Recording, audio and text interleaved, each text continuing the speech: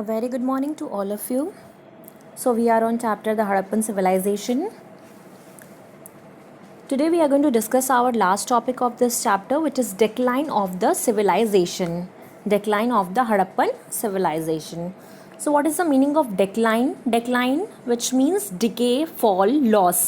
किसी चीज़ का घटना, कम होना, loss में जाना, that is called decline. उस चीज़ का decay होना, उसका ख़त्म होना धीरे धीरे एक तरह से.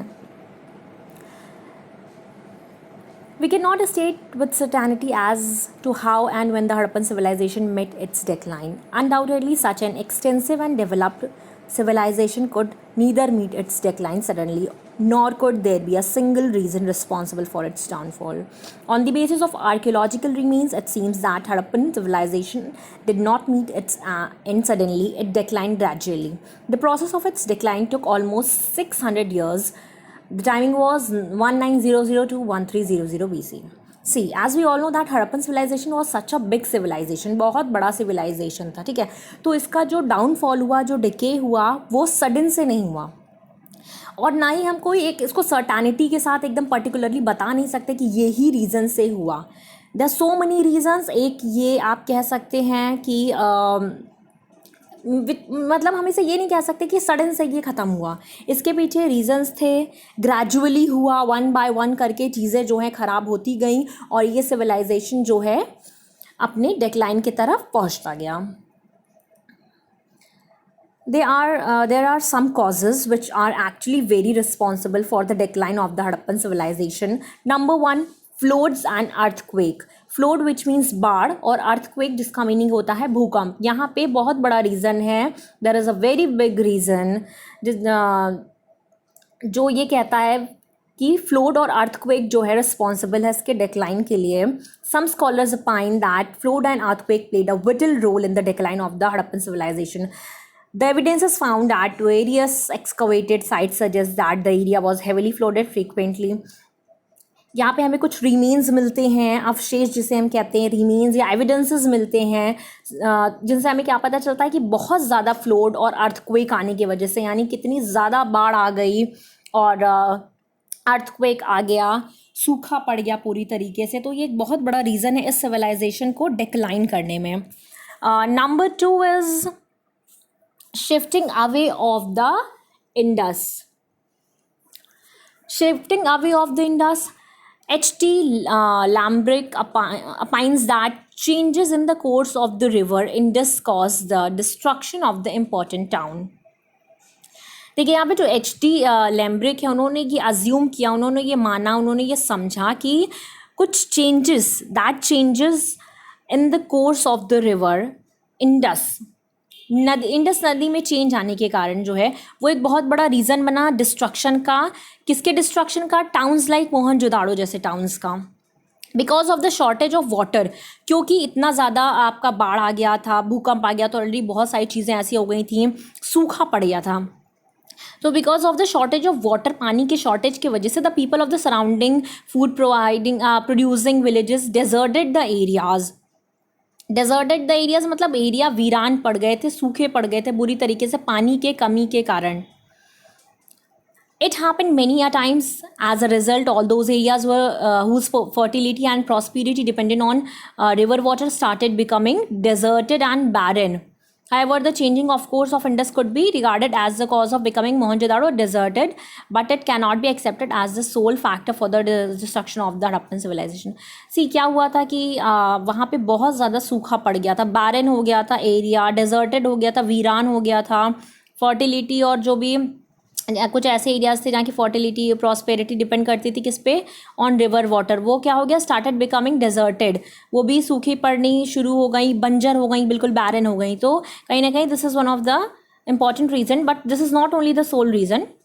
Number 3, increased aridity and drying up of the Ghaggar. Ghaggar जो रिवर थी वहाँ पे क्या होना शुरू हो गया? इंक्रीज अरिडिटी, यानी सूखा पड़ना बढ़ने लगा. सूखापन क्या हो गया? इंक्रीज होने लगा. और डाइंग अप, सूखा हो गया क्या? Ghaggar river drawing up. So increased aridity and drying up of the Ghaggar. The scholars like D.P. Agrawal believe that the decline of the Harappan civilization was caused by increasing aridity and drying up the river of Ghaggar. सूखा पड़ने लगा था बहुत ज़्यादा और घग्गर जो वहाँ की नदी थी वो भी एकदम सूखती चली गई, तो ये एक बहुत बड़ा रीज़न है जिसने अफेक्ट किया सिविलाइजेशन को डिक्लाइन होने में। Number 4, barbarian invasions. Barbarian invasions हुआ, बारबेरियन लोगों का आना, उनका एंटर करना, उनका अटैक करना, उन्होंने अटैक करना शुरू किया। In the opinion of R.E.M. Wheeler, the Harappan civilization met its decline because of the Aryan invasions. Aryan का इन्वेजन हुआ, यानी आर्यन जब आए, जब उन्होंने अटैक करना शुरू किया, एंटर करना शुरू किया, तो कहीं ना कहीं this is one of the very important reason of the decline of the civilization. Number 5, ecological imbalance. Ecological imbalance आया कैसे? Several scholars believe that ecological imbalance caused for the destruction of the Harappan civilization. The growing human and cattle population gave birth to food problem. इतना ज़्यादा human population बढ़ रहा था, animal population बढ़ रहा था, तो उससे क्या हुआ, कहीं ना कहीं फूड प्रॉब्लम आने लगा। अब क्योंकि हमारे पास जंगल में लकड़ियाँ भी नहीं थी, उन्हें भी काट लिया गया था, वाटर की बहुत ज़्यादा कमी थी, सूखा पड़ गया था हर जगह, बिल्कुल बैरन हो गया था एरिया, डिजर्टेड हो गया था, फर्टिलिटी वगैरह ऑलमोस्ट सब ख़त्म हो चुकी थी। तो बहुत ज़्यादा प्रॉब्लम किस चीज़ का हो रहा था, यहाँ पे पॉपुलेशन बढ़ने की वजह से फूड प्रॉब्लम बहुत ज़्यादा हो रहा था, due to the cutting of forest for agriculture land. वही कृषि वगैरह एग्रीकल्चर करने के लिए ज़मीनों को खाली करना, जंगलों को काटना, and timber for fuel and over exploitation of water resources, the land became barren. ज़मीनें कैसी हुई, बंजर होती गई, and river were full of silts. The ecological imbalance gave birth to recurring problem of flood, drought and famine. यानी ecological imbalance हुआ बहुत तेज़ी से, और इसने किस चीज़ को बर्थ दिया, बहुत सारी प्रॉब्लम होना शुरू हुई, जिसमें कि फ्लोड, ड्राउट, फेमाइन यानी वही सूखा पड़ना, बाढ़ आना, ये सारी चीज़ें, इन सारी चीज़ों की प्रॉब्लम स्टार्ट हुई। It seems that being compelled by the circumstances people started to move away gradually to area which offered better substance possibilities. That is why the Harappan communities moved towards Gujarat and the eastern